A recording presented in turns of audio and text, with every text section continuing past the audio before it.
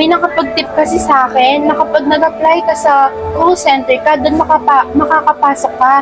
And plus, Monica, malaki daw yung sahod ng call center. Sure ka na ba? Hindi ba parang sayang yung 4 years na ginugol mo sa edo kung hindi mo i-pursue yung teaching? Hindi mo ba naiisip na mas sayang yung walang kasiguraduhan kung mag-a-apply tayo sa private school? I know, it's my passion. Pero I'm talking about practicality. Well, I can't argue regarding sa practicality ng work kasi totoo nga naman na walang kasiguraduhan at di mo alam talaga kung kailan ka matatanggap sa mga private schools. Even nga sa DepEd, sobrang tagal bago ka ma-permanent. Pero always remember, Kim, you always have a choice. I guess, best of luck to both of us. True, good luck to us. Basta tawag ka lang kung may kailangan ka. And lagi mong tatandaan, you always have a choice. Not your family's choice, but your own happiness must also be considered. Thank you so much, Monica. I do.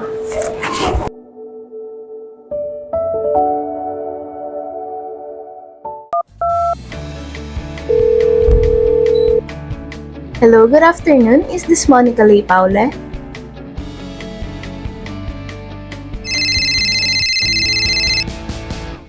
Hello? Yes, this is Monica Ray Paule. Yes, I am the head of the admissions office. I just want to inform you that you are accepted to be one of the teachers in our school. Please submit your requirements if you are interested for the position. Yes, I'll take note of that. Thank you for the good news. Finally, teacher na ako. Dreams truly come true when you wait for it patiently talaga. 지금부터 시작해봐 앞을 달려 Running running 세상에 소리쳐 막다른 길이 나타나도 난 괜찮아 지금부터 시작해봐 앞을 달려 Running running 너와 함께라면 모든 날 속 있어 끝없이 달려봐 거친 세상 속 삶이 나를 Grabe, nakakapagod talaga. Pero alam mo yun, parang the feeling of finally living the dream is very different and satisfying talaga. Kahit pagod ka, masaya ka. That's right. I also used to dream how it is na maging teacher. But look at us now, making our younger selves prouder. Tara, kain muna tayo as a reward for ourselves. Tara, actually gutom na din naman ako, ma'am. True!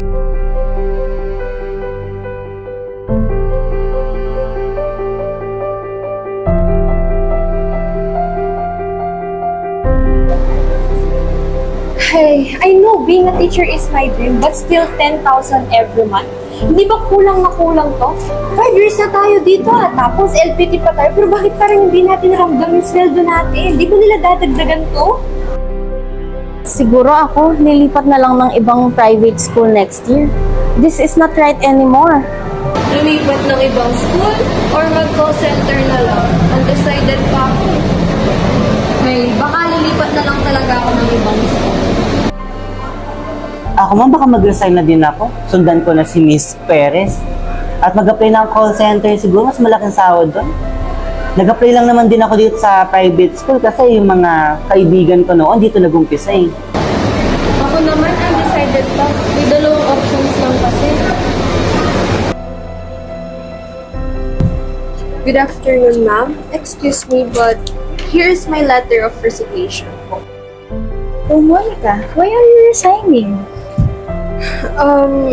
I'm so sorry to say, ma'am, but I feel like I'm not growing professionally in this school anymore.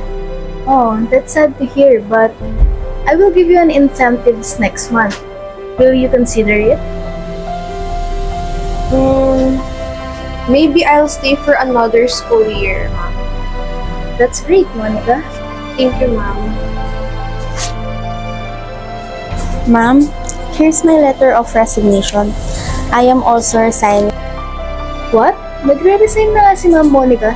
Nagre-resign ka rin, Ma'am Denise? Nauubusan na tayo ng teachers sa school na to.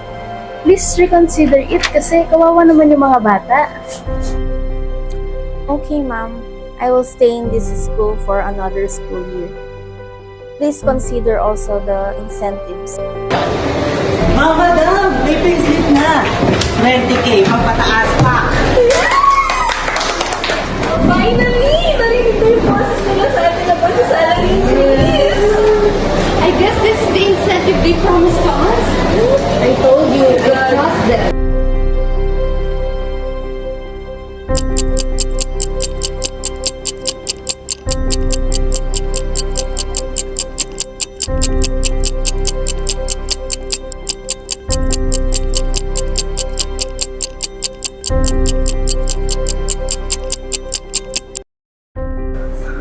Dahil, may call ka pa. Lol. Oo. Mga paano naman yung metrics natin? Te, just hindi na tayo nakahabol kina Team Skeb. Alam mo, bayarin ko sa bahay. Hindi ko na nabayaran. Hindi pa nga yung sweldo, mababa pa yung metrics natin. Nakaka-stress. Ate, paano papataasin yun? Eto nga si Kim, nakaroon ng distractor. Papatawag na naman yan. Kakausap. Papagalitan na naman yan. stressful ng work. Kasi break. Castle break tayo, te.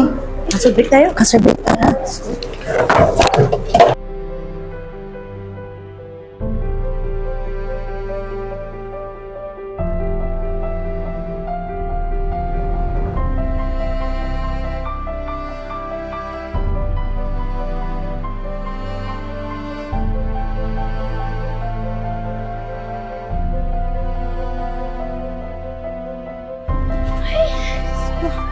Ka-stress sa mga customer.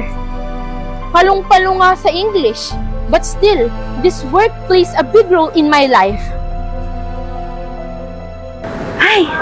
True. Kaya ako, I learned to be nonchalant. Kaya kahit magmura sila ng wagas, wala akong pake-deadma. Totoo. Alam mo, both toxic talaga. Customer, pati workplace, grabe. Paits nga, te. Ang akin, ang importante, malaking sahod, kahit stressful. Pero te, buti cute na lang si TL, di ba? Ay nako, luwangan di ka na naman. Ay, ako na yung sobrang stress dito, di ba? Imagine, guys, nakapag-graduate ako ng 4-year course. Pero ngayon, tignan nyo, mas matataas pa yung sahod ng walang pinag-aralan, nang hindi nakapagtapos, di ba? Alam ko wala akong karapatan magreklamo dahil bago lang ako dito, pero lecheng trabaho to. Pero alam mo, mag-one stick ka muna. No, I don't Papatagal smoke. ang stress to. I don't smoke, I don't smoke. Hindi pa alam mo cancer break. No. I don't smoke. Dyan. I don't smoke. Alam mo, pumasok na lang tayo. Ang init! Tara na. Tara na nga. Sayang ang red. Gusto ko nang uminom ng alak. Hi, te. Ay, Ano, kamusta? Oo, stress na stress ka na naman. lagi naman. Hindi na nawala yung stress ko. Bakit? Di pa ba kayo sumahod? Sumahod na kami. Whatever, sahod. My God, kaya stress na naman ako eh. Usapang sahod na naman. Bakit? Alam mo, ikaw lang yung malungkot pag tumatanggap tayo ng sahod. Imagine, ilang years na ako dito. Diba? Ang sahod ko, 18,000 pa din. 5 years. 18K ko pa lang. Ang hina mo kasi kay boss. Diba? Tignan mo to. 5 years na ako dito, pero 18K pa lang yung sahod. Pati yung sahod Mahina ko. ka. Alam mo to, pagkatasa lang ng lapis ni boss. Ginagawa niya pa. O, diba? Tignan lang ng Hindi nila nakikita yung effort ko dito. Kung alam ko lang na magiging ganito yung kapalaran ko dito sa call center, sumama na lang ako kay Monica kung nag-apply sa private school. Ay, ikaw mag-aral lang 4 years, tapos papasok ka ng call center, tapos mag-arat ka sa amin ng ganyan. Ay, nako, Kim. Eh, di pumasok ka dun sa school mo. Alam mo, hindi mo naman dapat i-rant sa amin yan eh. Kasi problema mo, 18,000. Tingnan mo sa amin, pareho lang naman tayo ng years, pero Hindi nakikita ni boss ang effort ko. Anytime nga, feel ko, madadala ako sa ospital. Kasi puyat to the max talaga. My God. Ate, kung mag-work ka sa private school, magkano sahod mo? 8K? tama. Dito, double. Yun yung problema ko. Ang tagal-tagal ko na dito, pero hindi pa rin ako napopromote. Hindi nadadagdagan ng sahod ko. Nagko-complain ka sa My God. 18,000. Bakit? Pag ginawa mo, pag pumasok ka sa private school, magkano? 8,000? Kahit pa nga ng 10,000 yung ngayon eh. Ay, nandiyan na pala sa TL. Ay, Whatever.